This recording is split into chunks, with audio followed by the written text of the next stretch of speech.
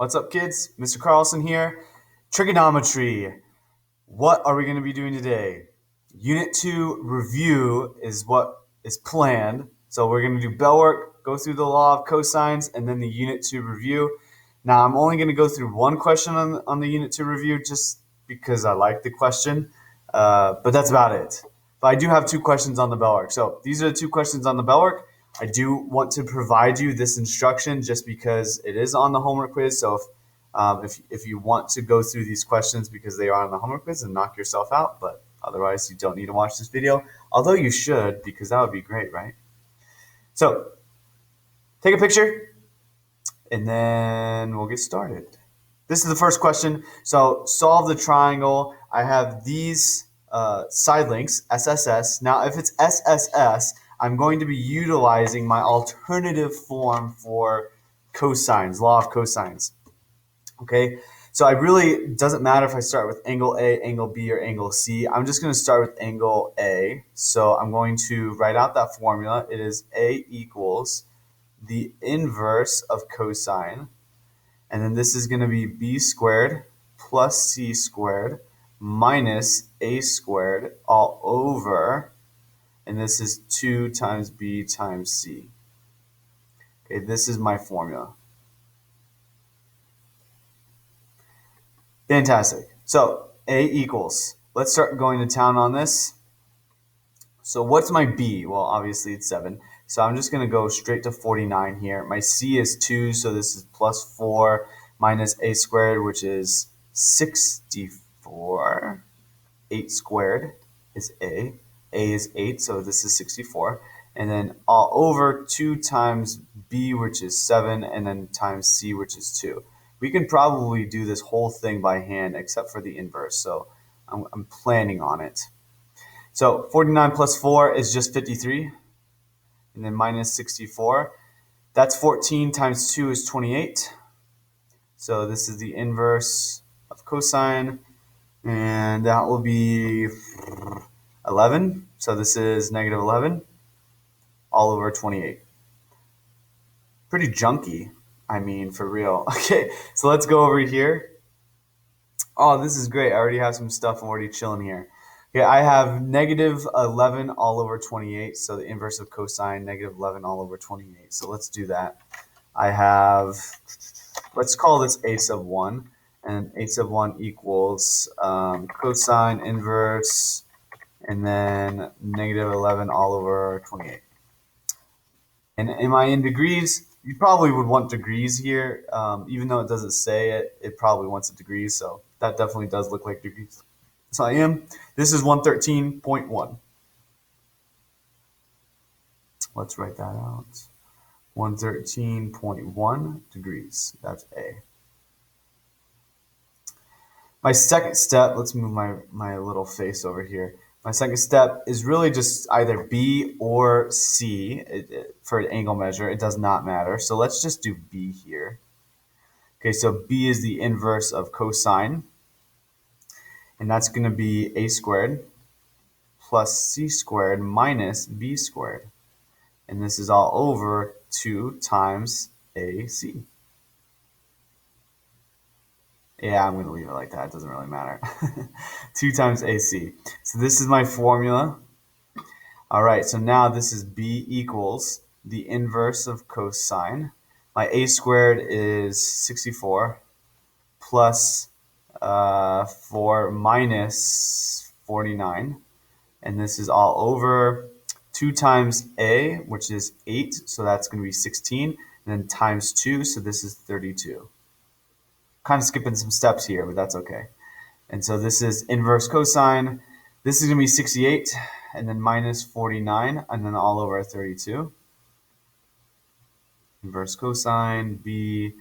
So that's going to be, what is that? 11 plus another 8, so 19. Pretty gnarly. Look at these gnarly, like, little side links here. Gnarly numbers. 19, 11, they're all freaking prime. That's gross. Okay, so, yeah. Perfect. So what does this equal? I'm just checking my math. I don't want to get it wrong. So 19 all over 32. So let's go over here. Just real quick, since I already have b equals, I'm just going to do b1 because it's just easier. So inverse cosine, and then 19 all over 21. Was it 21? 32.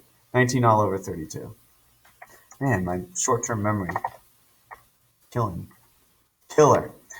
So about 53.6, that's what I have, 53.6. I'm going to go over here, 53.6 degrees. Now to find C, and that's really my third step, all I have to do is take 180 and then minus A and then minus B. And that will be my C value. Okay, so what is my C value? What will I get? All I have to do is go over here, guys. And since I use A1 and B1, I'm just going to do that. So C1 equals 180 minus A1 and then minus B1. I get 13.3.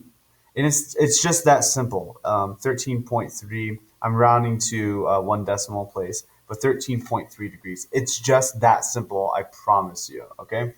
So that's my first example that I have. Let's go through the next example so we're not wasting our time here. And it's just going to be what we call Heron's formula.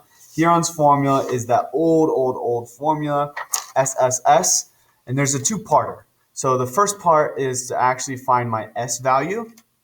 What is my formula here? So that's 1/2, S equals 1/2, and then I'm just adding it all up. So basically it's half your perimeter. So this is really what it is. It's 1/2 your perimeter. That's what S equals. And then my second part is to actually find the area, but we need to know S in order to find the area. We need to know the perimeter. That's why I want to find it first. And this is S times S minus A, and then S minus B, and then S minus C. So this is my area formula for an SSS triangle. So what is my S? Let's find that out. This is 1/2, and then A is 25 plus 7, and then plus 24. So this is 1/2. So that's 49 plus another 7. So that's going to be what, 56? So yeah, that's 56. And then divide that by half. That's going to be 20 something. 28. So boom, that's my S. Now this is not my final answer. I need to do it with this question, right? So my A equals, I have the square root of 28. And then this is 28, and then minus my A, which is 25. And then 28 minus my B, which is 7. And then 28, and then minus my C, which is 24. You could probably solve this by hand, I wonder. So let's try to do this by hand. This is going to be 3. Definitely not going to solve this by hand. I'll try to simplify it though. That's going to be 21, and then that's going to be 4. Very gross. I can solve it using radicals. It probably does not want that, but I can definitely solve it using radicals. 28, 3, 21, 4. 28, 3, 21, 4. So 28, and then times 3. Man, I already forgot. 21, 24. Dang. 21, 24. 84. Perfect. So that's what it is, 84. I just want to go fast on these. That's why I'm using a calculator. So 84. And this is meters, right? So meters squared. That's my area. Perfect. Okay.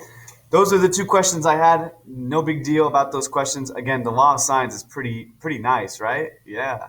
So I really like it. It's just very simple math. Algebraic, definitely. Okay. Get ready for the homework quiz. Again, this is optional. You have 3 questions, 30 minutes. But afterwards, get ready for the Unit 2 test. Okay, please review your answers. If you have any partial credits, send them my way. Absolutely, go ahead and do that. That would be fantastic. I would totally love that. But just let me know. But otherwise, it is optional, so don't even worry about it if you don't have time to do it. I do want to go through this question just because on the review, just because I really like it. Okay, but that's about it. This right here, 180 to 270, that's going to be in quadrant 3. However, okay, we want to find the half angles. So I know my angle, my alpha is in quadrant 3, but what quadrant is my half angle in? Okay, so all I have to do is take 180. This is my alpha, 270. And then I divide by 2, divide by 2, divide by 2. This becomes 90 degrees. This is alpha all over 2, which is what I want. And this is 135. Okay, now what quadrant is it in? This is actually in quadrant 2. Okay, this is quadrant 2, which means my half angle is in quadrant 2. So if my half angle is in quadrant 2, which trig function will be positive there? Well, that's sine. Only sine is positive there. So with your half angles, you're going to get plus or minus. And a lot of you are getting confused. I start to notice this. A lot of you are getting confused because you're just putting plus and minuses freaking everywhere. Okay, that's a problem. You shouldn't be putting plus or minuses everywhere. Okay, so this is how you know it's going to be a plus for the sine and a negative for all the others, because that means only sine is positive in the second quadrant. Okay, so now when I go through sine of alpha all over 2, okay, when I go through sine of alpha all over 2, I want to build this.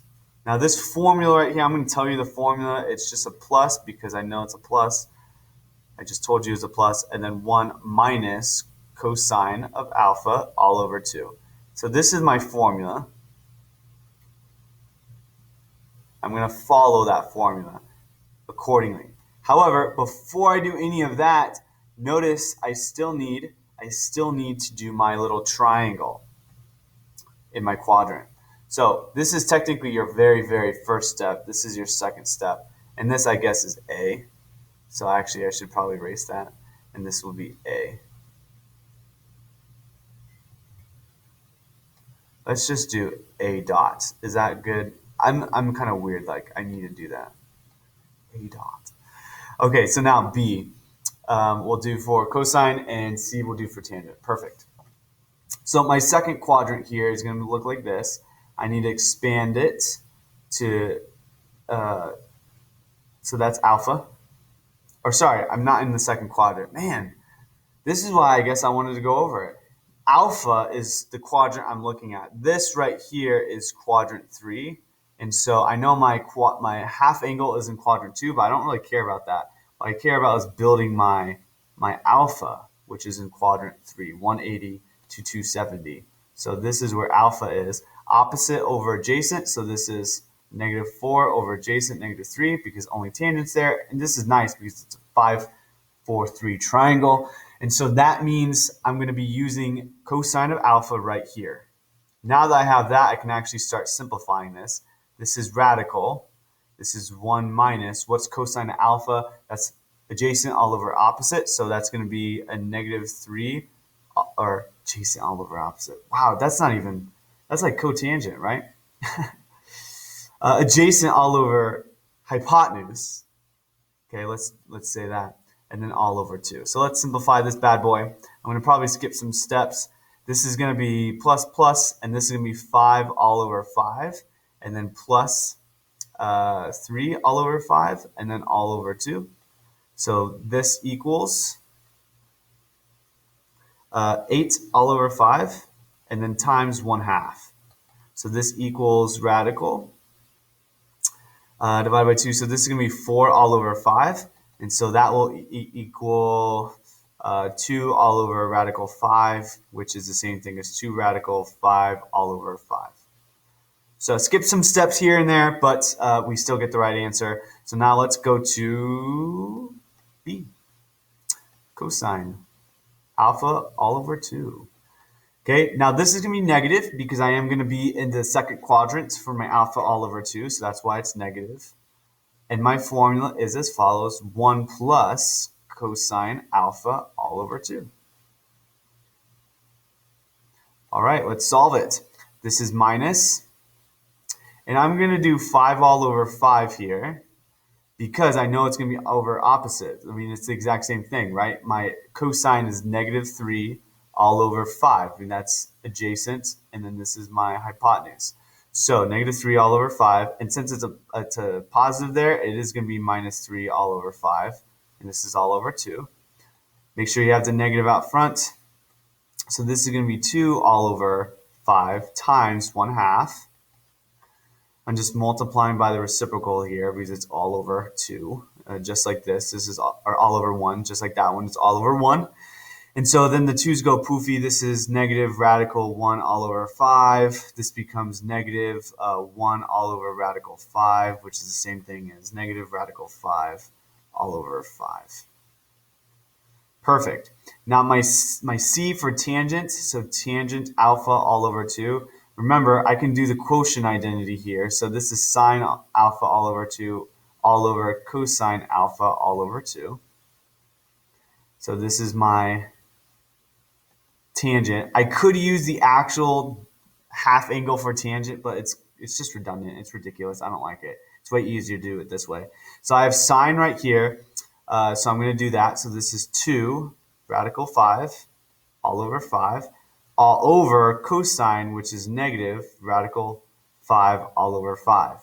Now, if you notice very carefully, see what we have here. This is radical 5 all over 5, and this is radical 5 all over 5. So what happens is that actually goes poofy, which means I have a negative still here, plus with the 2. So that gives me negative 2. Done. Okay, so kind of lengthy problem.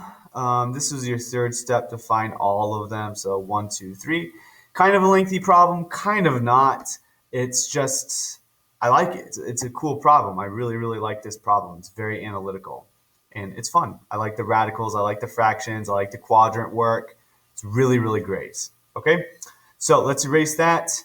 And what's going to be on your actual review? A lot of things, actually. Sum and difference. It's going to be verifying trig identities, double half angles, trigonometric equations, and then the law of sines and law of cosines with some area there.